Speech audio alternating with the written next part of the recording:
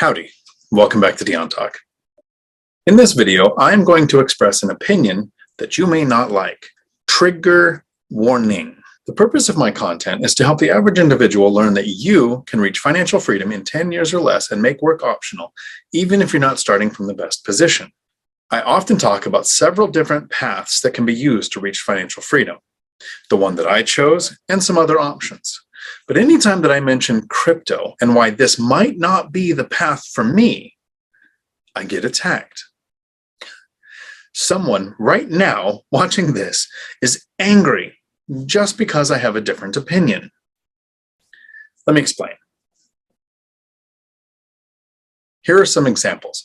One of the paths that I talk about is to start and grow a business to the point where it's large enough for somebody else to run it so you don't have to work in that business and run the day-to-day, with the goal of that business generating enough profit to pay for your lifestyle without you having to sell your life 1 hour at a time. When I give my reasons why my plan for financial freedom is not to start and grow a business, the business owners that I talk to don't attack me. I've had some say, cool, that means less competition for me. So here are the main reasons why starting and growing a business aren't the reasons for me. I've tried it twice, both of them failed, and that's not even the reason why I don't want to start and grow a business. The main reason, and something I didn't realize early on in life, is that I am not an entrepreneur. I reached financial freedom and made work optional, but not because I'm an entrepreneur. I am an investor. There's a difference. A lot of people say they want to start and grow a business because they're an entrepreneur and they don't want to have a boss. Well, congratulations. Every single customer with a Yelp account is now your boss. I've had other people say, I don't want to work a job because I don't want to work 40 hours a week, so I'm going to start and grow a business. Well, congratulations. As an entrepreneur, you're probably going to work 80 to 90 hours a week. I'm not saying being an entrepreneur is not a good path to financial freedom. I'm saying it's not the path for me. Another path would be to invest in stocks, to either grow a portfolio large enough to where you can live on the 4% rule from the Trinity study, or you can grow a dividend stock portfolio. Again, when I say that investing in stocks is not the path for me, and I list my reasons why that's not the path that I chose, people who invest in stocks rarely feel the need to attack me. Some of them even say, less competition for me. Here's a couple of the reasons why stocks don't work for me as my investing strategy to reach financial freedom. It would take multiples of the amount of money that I invested in real estate to reach financial freedom if I were to invest in stocks. Because with real estate, I can use leverage. I'm gaining appreciation on 4 times what I invested using 30-year fixed rate debt, which can't be called like margin can with stocks. I'm also house hacking. I'm getting paid to live where I do, which I can do in real estate. I haven't figured out how to do that in stocks yet. My tenants are paying off the mortgages. Every month, they contribute money towards principal paydown, which to me is like a savings account that continuously grows every month without me having to actively put money into it. And then the other benefit I get from real estate that I haven't found in stocks is with things like write-offs and depreciation. I've never paid a penny in rental income tax. And with stocks, that income would be taxed. So again, I'm not saying investing in stocks isn't a good path. I'm saying here are the reasons why it wasn't the path that I chose. The path that I actually chose was buy and hold rental properties. It doesn't hurt that I developed a strategy that gets tenants to request a rent increase. This makes it a lot easier for me to find cash flowing properties that get the yield I want right on the MLS using traditional lending. If you're interested at all in investing in real estate to make work optional in 10 years or less, I have almost 200 videos on this channel to explain all of the strategies and tactics that I use to do that. So now let's cover why I get attacked when I even hint that I might not be interested in crypto. The rentals that I own, the value is based on comparable rentals. I'm looking for a yield, so the value doesn't even really matter. With stocks, the value of the stock is based on the valuation of the company that the stocks are associated with. The value of a business is a multiplier of its EBITDA, or its net operating income is used as an equation to figure out what the value of that business is. But when it comes to crypto, The value of the coin is based on the demand for that coin. How much somebody is willing to pay for a coin dictates the value of that coin. So people who invest in specific crypto coins want people to want the coin because that increases the value. Why do you think there are so many fake Facebook accounts pushing out all of the benefits of crypto? And it's obvious that these are fake accounts. They're just bots, usually a picture of an attractive person talking about all of the money that they've made on crypto, or even worse, the fake accounts that try to say they gained money on investing in crypto based on someone else's advice, because you're getting it like a review and it's not the person selling their own product. Because if they can increase the demand for that coin, they actually profit. When I say I don't want to grow a business, that means less competition for business owners. When I say I don't want to buy stocks, or if I said I didn't want to buy rental properties, that means less competition for those investors. When I say, even casually, I'm not really interested in crypto, I just physically threatened a crypto investor's source of income. Look at it this way. Right now, there's somebody watching this video. If they haven't clicked out already because they hate the idea of somebody not wanting to invest in crypto, their need to defend it, their need to attack me in the comments below, which I'm totally fine with. Come at me, bro. Why does that need exist? Because if there's demand for crypto, the value goes up. There's no other reason for that value to go up other than the demand.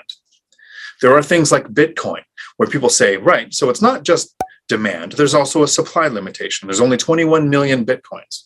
So a couple of problems that I have, and I'm wondering how well this video will age because I have a debate coming up on Michael Zuber's One Rental at a Time channel with an attorney, Rylas, who is pro-crypto. I'm taking the con side. So I'm wondering how these thoughts will age. Who invented Bitcoin? Oh, I'm sure you're going to say the name, but Google it. That's a pseudonym because nobody knows for sure. It is a type of technology that can't be updated. What technology in the history of the planet has survived without having the ability to be updated as things change? So you have a limited supply of 21 million. You have demand, which can increase or decrease because look at how many times crypto has dropped, more than 40%, because demand goes away. And I said crypto, but in this case, I was talking about Bitcoin. It can be replaced. So the coins themselves, to me, aren't the best investing strategy. The technology is, because that's always the defense people will jump to. If I attack the coin saying it can't be updated, we don't know who made it, it can be replaced with another coin, everyone jumps on blockchain. It's a great technology. And because currently nobody has developed a worm virus that will infect every block in a blockchain series, it's secure. So it's a great technology. If you want to buy stocks in companies that are developing blockchain, go for it. But if you want to buy crypto coins and call it an investment, that's where I start to lose interest. And even just me losing interest is a threat to the income somebody's hoping to make when they buy crypto. And I get that the white in my beard is showing, and that if you're under 40, you're more likely to have crypto in your portfolio. And if you're over 40, you're less likely to. Part of this is it's an evolving and new technology, which the younger we are, the more likely we are to accept.